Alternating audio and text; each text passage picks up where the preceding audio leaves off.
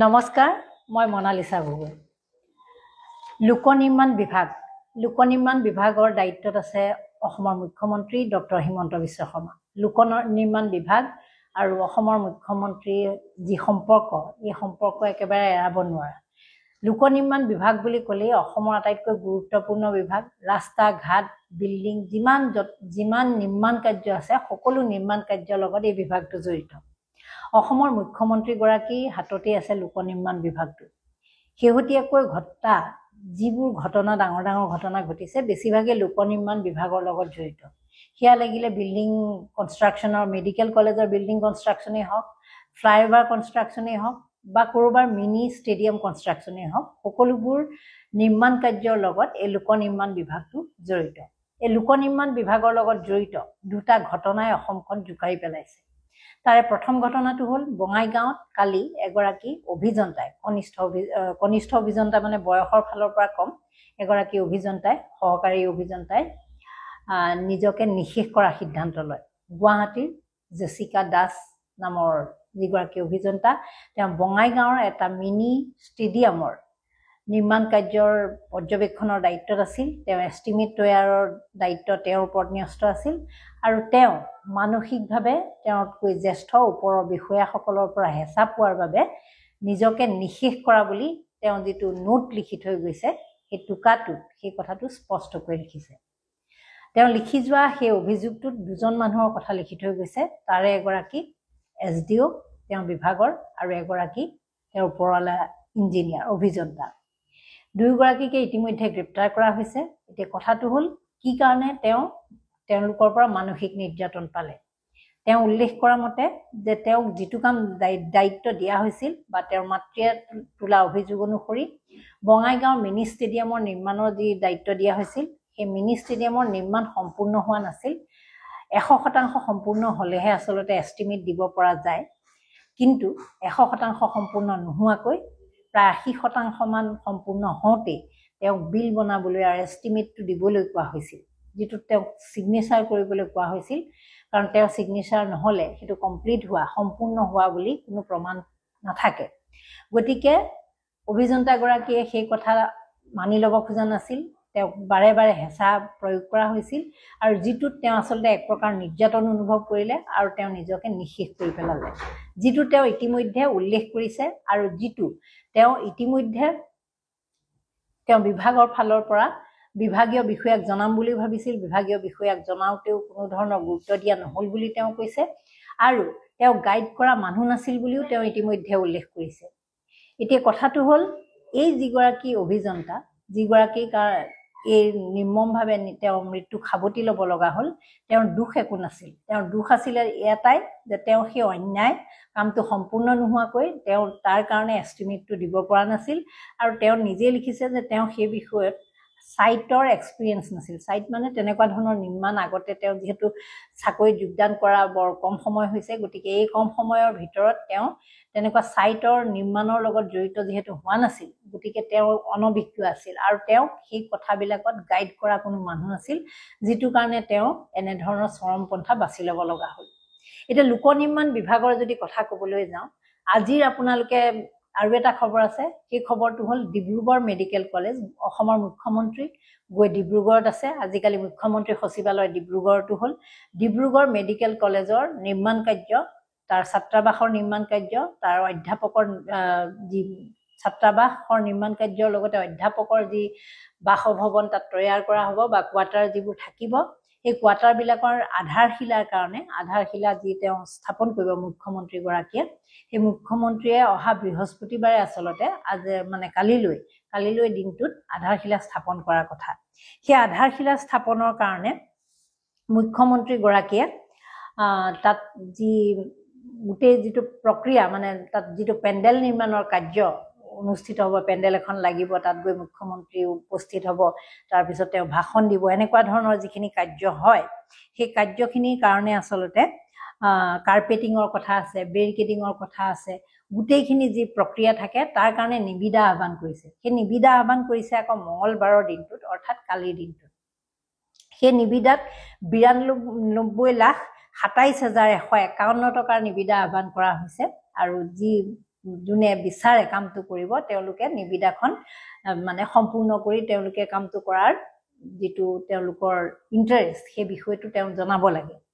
এতিয়া কথাটো হ'ল যদিও মঙলবাৰে অৰ্থাৎ কালিৰ দিনটোত নিবিদা আহ্বান কৰা হৈছে, ইতিমধ্যে সেই পেণ্ডেলৰ কাম সম্পূৰ্ণ হৈছে। প্ৰায় 90% পেণ্ডেলৰ কাম সম্পূৰ্ণ হৈ গ'ল, কাৰণ কাৰ্যসূচীটো কালিলৈ আছে, অৰ্থাৎ বৃহস্পতিবাৰে আছে আৰু মঙলবাৰে তাৰ টেণ্ডাৰ কল কৰা হৈছে, মানে নিবিদা আহ্বান কৰা হৈছে। ইতিমধ্যে কামটো সম্পূৰ্ণ হ'ল। ইয়াৰ পৰা কি বুজা যায়? ইয়াৰ পৰা এটা কথা বুজা যায় যে লোক নিৰ্মাণ বিভাগত যি নিবিদা আহ্বান কৰা হয়, বেছিভাগ নিবিদাই আচলতে এনেই কৰিব লাগে কাৰণেহে কৰে। তেওঁলোকৰ অলৰেডি তেওঁলোকৰ যি কাম যাক দিব লগা থাকে সেই কামবিলাক দিবলগীয়া মানুহবিলাকক দি লোৱা হয়। তাৰ পিছৰ পৰ্যায়ত যাতে বিষয়টো আইনী প্ৰক্ৰিয়াৰ মাজলৈ নাযায় বা কোনো ধৰণৰ যাতে RTI মাৰিলে তেওঁলোক পিছত বিপদত নপৰে, সেইকাৰণে আচলতে এনেকুৱা ধৰণৰ নিবিদা আহ্বান কৰাৰ প্ৰক্ৰিয়াটো চলি আছে। আপোনালোকক মনত পেলাই দিওঁ, এই দুটা ঘটনাটো আপোনালোকে গমেই পালে যে লোক নিৰ্মাণ বিভাগত কেনেকুৱা ধৰণৰ অনিয়ম চলি আছে। আপোনালোকক আৰু এটা কথা মনত পেলাই দিওঁ, 2021 চনৰ 4 নৱেম্বৰত দিছপুৰৰ ছুপাৰ মাৰ্কেটত যিখন ফ্লাইঅভাৰ মুকলি কৰা হৈছিল, সেইদিনাখন 4 নৱেম্বৰৰ দিনাখন মুকলি কৰা হৈছিল আৰু সেই মুকলি কৰা দিনটো আছিলে দীপাৱলীৰ উপহাৰ হিচাপে মুখ্যমন্ত্ৰীয়ে সেই ফ্লাইঅভাৰ মুকলি কৰা বুলি কৈছিলে। তাত সেইখন ফ্লাইঅভাৰ নিৰ্মাণ কাৰ্যত মুঠ 127 কোটি টকা ব্যয় হৈছিলে আৰু সেই যে যিদিনাখন তাত 4 নৱেম্বৰৰ দিনাখন যিটো মুকলি অনুষ্ঠান আছিলে, শুভ উদ্বোধনী যিটো অনুষ্ঠান আছিলে, তাৰ যিটো কাৰ্যসূচী আছিলে, মুখ্যমন্ত্ৰী যিহেতু তাত উপস্থিত নিজে স্বয়ং তেওঁ নিজে থাকিব, গতিকে গোটেইখিনি মুখ্যমন্ত্ৰীৰ লগতে মন্ত্ৰী পৰিষদৰ বিভিন্ন সদস্য থাকে, বিভিন্ন বিভাগীয় বিষয়া যিহেতু থাকে, গতিকে প্ৰগ্ৰেমটো যিটো উদ্বোধনী অনুষ্ঠানটো খুব ৰমক জমককৈ অনুষ্ঠিত কৰা হৈছিলে। ক্ৰছ কাৰেণ্ট আৰু ৱায়াৰে সেই সময়ত পিছত এটা বাতৰি তদন্ত RTIৰ তথ্যৰ সহায়ত তেওঁলোকে এটা ফাদিল কৰিছিলে, এটা কেলেংকাৰী, বৃহৎ কেলেংকাৰী। কেলেংকাৰীটো কি আছিলে যে যিটো 2021 চনৰ 4 নৱেম্বৰত যিটো উদ্বোধনী অনুষ্ঠান হৈ গৈছিলে, তাৰ নিবিদা মানে সেই অনুষ্ঠানটোৰ যিটো নিবিদা, যেনেকৈ কালিলৈ আধাৰশিলা স্থাপন হ'বলগীয়া প্ৰগ্ৰেমটো ডিব্ৰুগড়ৰ, তাৰ নিবিদা যেনেকৈ মঙলবাৰে কৰা হ'ল, বৃহস্পতিবাৰে উদ্বোধন হ'ব মানে আধাৰশিলাৰ কাৰণে যিটো ৰেডি কৰিব লাগে সেই গোটেই কামখিনি কৰা হ'ল মঙলবাৰে। ঠিক তেনেধৰণে ইয়াত আকৌ কৰা হৈছিল 2021 চনৰ 4 নৱেম্বৰত দিছপুৰৰ ফ্লাইঅভাৰ মুকলি কৰা হৈছিল আৰু 2022 চন মানে 22 চনৰ 9 মাৰ্চৰ দিনাখন এই যে উদ্বোধনী যিটো অনুষ্ঠান আছিল, তাত বিভিন্ন ধৰণৰ সেই কাৰ্পেটিং বা বিভিন্ন যিবোৰ লগোৱা মেলা হয়, তাত সজোৱা হয়, ডেকৰেশ্যনৰ গোটেইখিনি কামৰ কাৰণে 5 মাহ পিছতহে পেপাৰত বিজ্ঞাপন দিয়া হৈছিল, নিবিদা আহ্বান কৰা হৈছিল। অথচ মই পুনৰবাৰ কৈ দিছোঁ যে 2021 চনৰ 4 নৱেম্বৰৰ দিনাখন এই কাৰ্যসূচী হৈছিল, উদ্বোধন হৈছিল ফ্লাইঅভাৰখন, আৰু 2022 চনৰ 9 মাৰ্চৰ দিনাখনহে বিজ্ঞাপন আকাৰে নিবিদা আহ্বান কৰা হৈছিল যে সেই ফ্লাইঅভাৰখন যে উদ্বোধন হ'ব, সেই উদ্বোধনৰ যিটো প্ৰগ্ৰেম হ'ব, সেই প্ৰগ্ৰেমটোৰ নিবিদা আহ্বান কৰা হৈছিল। সেই নিবিদাৰ 2022 চনৰ 2 মে'ত ব্যৱসায়িক সহযোগী, তেওঁলোকৰ মুখ্যমন্ত্ৰীৰ পৰিয়ালৰ ঘনিষ্ঠ এগৰাকী ব্যৱসায়িক সহযোগী ভাস্কৰ শৰ্মাই সেই কামটো, ভাস্কৰ শৰ্মাই পাইছিলে, ভাস্কৰ শৰ্মাৰ প্ৰতিষ্ঠানে পাইছিলে কামটো, আৰু সেই কামটো আছিলে 45,94,657 টকা। তাৰমানে যিটো কাম উদ্বোধন হৈ গৈছিলে নৱেম্বৰ মাহত, তাৰ আগৰ বছৰ 2021 চনৰ নৱেম্বৰ মাহত উদ্বোধন হৈ গৈছিলে, আৰু তাৰ নিবিদা মানে উদ্বোধনৰ কাৰ্যসূচীৰ নিবিদা আহ্বান কৰা হৈছিলে মে' মাহত।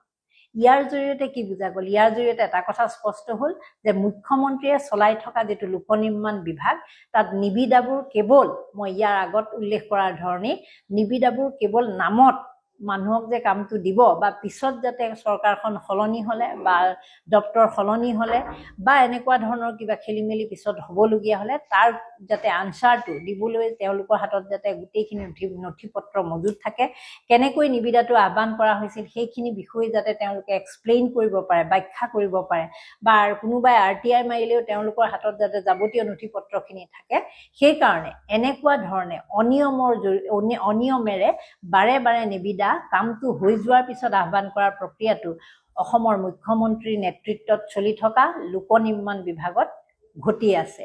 কি পাৰ্টি কি বাহিনী বুলি সকলোৱে আপোনালোকে জানে। ডাঙৰ ডাঙৰ বৃহৎ যিবোৰ পেণ্ডেল বনায় অসমত, যিমানবোৰ ডাঙৰ ডাঙৰ মুখ্যমন্ত্ৰীৰ লগত জড়িত যিবোৰ অনুষ্ঠান থাকে, প্ৰায়ে বেছিভাগৰে কাম কি বাহিনীয়ে কৰে।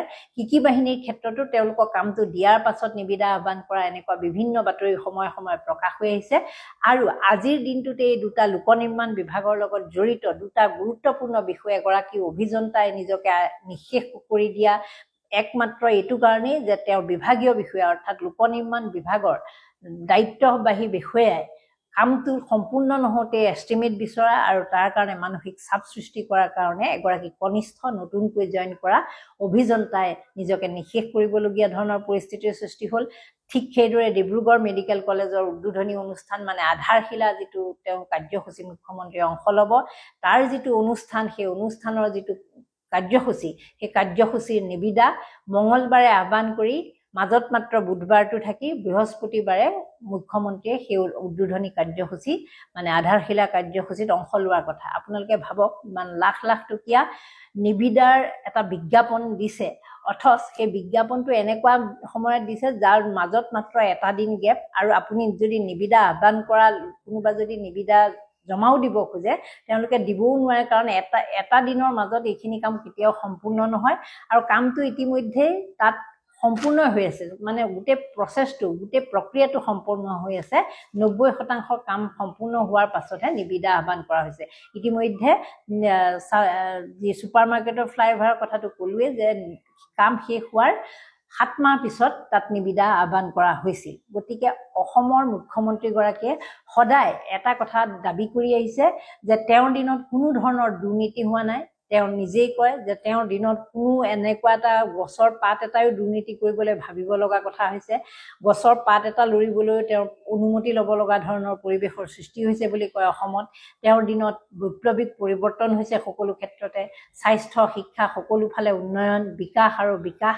কিন্তু তাৰ মাজত আপোনালোকক মাত্ৰ এই 3টা মই উদাহৰণ দিলোঁ, যি দুটা আপোনালোকে জলপট আজি সংবাদ মাধ্যমত প্ৰকাশিত হৈ আছে।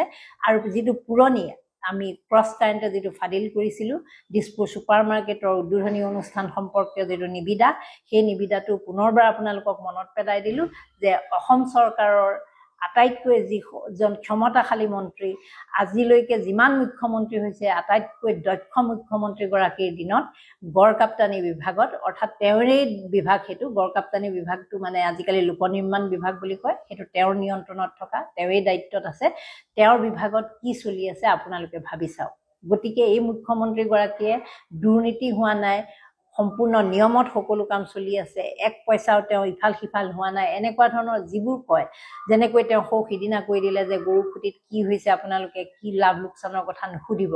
এতিয়া মুখ্যমন্ত্ৰীক তাৰমানে আমি লাভ লোকচান নিবিদা কিয় দেৰিকৈ আহ্বান কৰা হৈছে বা নিবিদা কামটো সম্পূৰ্ণ হোৱাৰ পিছত কিয় আহ্বান কৰা হৈছে, এই ধৰণৰ প্ৰশ্ন আমি সুধিব নোৱাৰিম।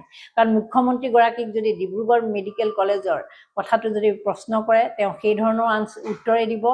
ছুপাৰ মাৰ্কেটৰ যিটো ফ্লাইঅভাৰৰ ঘটনা, সেই ঘটনাটোৰ আজিলৈকে কোনো ধৰণৰ স্পষ্টীকৰণ নিদিলে, যদিও ক্ৰছ কাৰেণ্ট আৰু ৱায়াৰৰ ফালৰ পৰা এইটো RTI মাৰি উলিওৱা হৈছিল, কোনো ধৰণৰ তেওঁ তথ্য নিদিলে বা তেওঁৰ বিভাগৰ ফালৰ পৰাও দিয়া নহ'ল। গতিকে এটা কথা স্পষ্ট, যেনেকৈ গৰু খুটিত তেওঁ কৈ দিলে যে কিমান কোটি টকা তাত ব্যয় হ'ল আৰু কিমান লাভ লোকচান হ'ল, সেই কথাটো আপোনালোকে নুসুধিব। সেই ধৰণৰে এটা প্ৰশ্ন হয়তো তেওঁৰ মুখৰ পৰা আহিব যেতিয়া তেওঁৰ বিভাগৰ বিষয়ে এনেধৰণে তেওঁৰ বিভাগত চলি থকা অনিয়ম, এনেকুৱা নতুন অভিযন্তাক কামৰ ক্ষেত্ৰত দিয়া চাপ, মানসিক হেঁচা, এই বিষয়ত যদি প্ৰশ্ন কৰা হয় তেওঁ হয়তো এনেধৰণেই ক'ব যে এই বিষয়ে মোক প্ৰশ্ন নুসুধিব, কাৰণ আমি অসমৰ বহুতবোৰ বিকাশ কৰি আছোঁ, বিভিন্ন ধৰণৰ বিকাশ কৰি আছোঁ, আমি অবৈধ লোকক উচ্ছেদ কৰি আছোঁ, অবৈধভাৱে বসবাস কৰা লোকক উচ্ছেদ কৰি আছোঁ। তেওঁ সেই সফলতাৰ জয়গান গাবলৈ গৈ এই ধৰণৰ যিবোৰ গুৰুত্বপূৰ্ণ বিষয়, সেই বিষয়বিলাকৰ পৰা অসমৰ জনতাক সদায় আঁতৰাই ৰাখিছে। আপোনালোকেও এই বিষয়ে মন্তব্য দিব। নমস্কাৰ, ধন্যবাদ।